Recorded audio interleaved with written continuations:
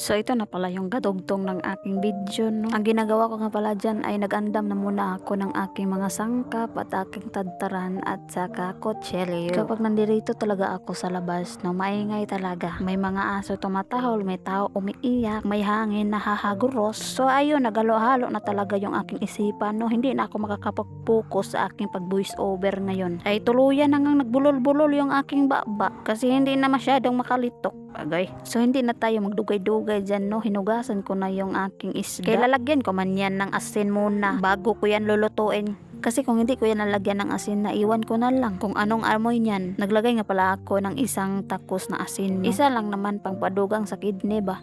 Okay. So hindi magpapahuli yung ating sibuyas dahonan, no? At isa din niya magpapasarap sa ating sinabawan. At sares. So dinamihan kong palang kuha dyan, no? Kasi madami dito. Nasisira yung iba kasi hindi naman maato magkuha ba? Okay. At dito nga banda, no, nag-prepare na ako sa aking mga sangkap kagaya ng ahos, bombay at saka luya. Binabalikog-balikog ko na rin yung tanglad, no? Para mas mabilis tayo dyan ba kasi iuna ko kasi yan lunod mamaya. Para naman ready to go na yung aking lulutuin ngayon ba. So hindi pa pala ready yung aking mga sangkap, no, kasi nagbalat pa man ako niyan. Tinunga ko pala yung aking sibuyas, no, kasi tipid-tipid tayo ngayon kasi nagmahala na ang lahat ba, mahal na yukyod kaya ang mga lamas karon. Nang tipiron sa nato, no, kay muraglain kaya nga magasto-gasto ta diri nya watay kwarta. So at ito na nga ay malapit na po yung ating oras, no, kasi 10:30 yung aking loto pero hapit na siya. 10:25 na kaya naman nagmamadali na lang talaga ako nito. At ginamitan ko na nga ng gunting yung aking sibuyas daonan para naman mas madali. Puros na lang tayo dito mas madali pero nagdugay-dugay man kadaaninin. At sinunod ko na nga yung aking kaldero, no, nilagyan ko na ng tubig. Tubig lang ng puso yung aking gagamitin ngayon. Kasi tubig lang naman ang hose yung aking palaging gagamitin, no, wala nga naman mineral. Kasosyal bagi kanimo ninin. So ayun na nga, napadami nga yung dalagay ko, no, kaya naman tinapon ko talaga. Number 1 ko nga ilagay, no, ay itong tanglad at saka yung mga lamas. Imo yung sabi nila kaya naman nilagyan ko talaga ng lamas dyan una para da sumunop daw kuno ang panglasa niyang sangkap.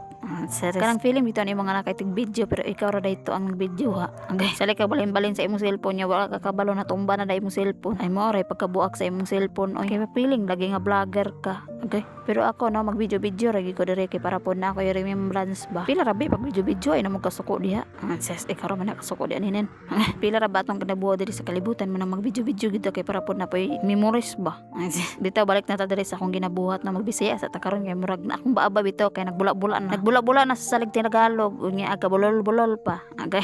Nya diring dapitan, no, ang akong remote sa akong tripod ay di na maghalos og gana hinuon, marabag tukar-tukar na ba. Okay. So hindi ko na to patatagalin, no. Ilulunod ko na yung mahiwagang isda para naman matapos na ako dito kasi malapit na naman ako matapos nito. Ay pila-pila raman to. Ay nako, sa akong voice over nagbulol-bulol na kay murag wa na akong kasabotan sa akong voice over ba kay na bulol-bulol na ako sa Tagalog. Oy, kamo na lang gig sabot sa akong voice over karon, no. Kay pati pod ako wala ko kasabot sa akong voice over. Kay mo lagi na magtala-tala tag istorya bitaw nya tag Tagalog. Unya kung ato mang hinay-hinayon ang atong tingog kay mura man sa tagbura mo tagway kusog. Munang ato na lang pod ang Tagalog no, sagol-sagulan pod na atong Bisaya. Para pod ang atong video bitaw madali mahuman kung nay Bisaya or Tagalog o unsa ba na imong sagol-sagol dira kay murag lain kayo nga Bisaya ra puros unya Tagalog ra dayon kanang basta lain kayo. Munang saksak sinagon lang gini akong voice over karon, no, kamo na lay sabot dira. So hindi na tayo magtagal-tagal dyan, no. Nilagay ko na yung malunggay para naman matapos na. Medyo madami nga pala yung aking nilagay na malunggay dyan kasi kami lang naman kakain dito kaya ayun dinamihan ko na.